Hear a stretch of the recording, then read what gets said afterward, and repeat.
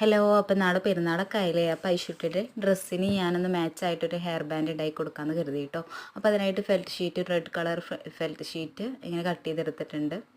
അവൾ ശരിക്കുള്ള ഡ്രസ്സിൻ്റെ കളർ റെഡ് അല്ല, ഡാർക്ക് പിങ്കാണ്. പക്ഷേ ഞാൻ ഈ ഒരു ഫ്ലവർ കൊണ്ട് ഇനിയും ചെയ്തിട്ടില്ലെങ്കിൽ ആ ഒരു ഫ്ലവർ സെയിലായി പോകുമെന്ന് എനിക്ക് തോന്നി. അത് കാരണം കൊണ്ടാണ് പിന്നെ എനിക്ക് ചെയ്യാനുണ്ടാവില്ല. അപ്പോൾ ഞാൻ പിന്നെ നല്ല റേറ്റ് കൊടുത്തിട്ട് പുറത്തുനിന്ന് പിന്നെ ഓരോ പീസ് എടുക്കുമ്പോൾ വാങ്ങേണ്ടി വരും. അപ്പോൾ അത് കാരണം കൊണ്ട് ഞാനിപ്പോൾ എന്തായാലും ഈ റെഡിൽ വെച്ചിട്ട് തന്നെ ചെയ്യാമെന്ന് കരുതി കേട്ടോ.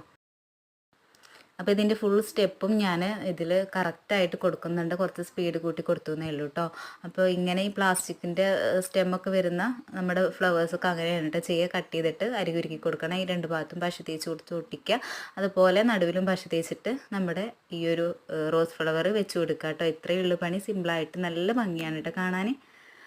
അതിൻ്റെ ഫൈനൽ ലുക്ക് ഇതാണ് കേട്ടോ.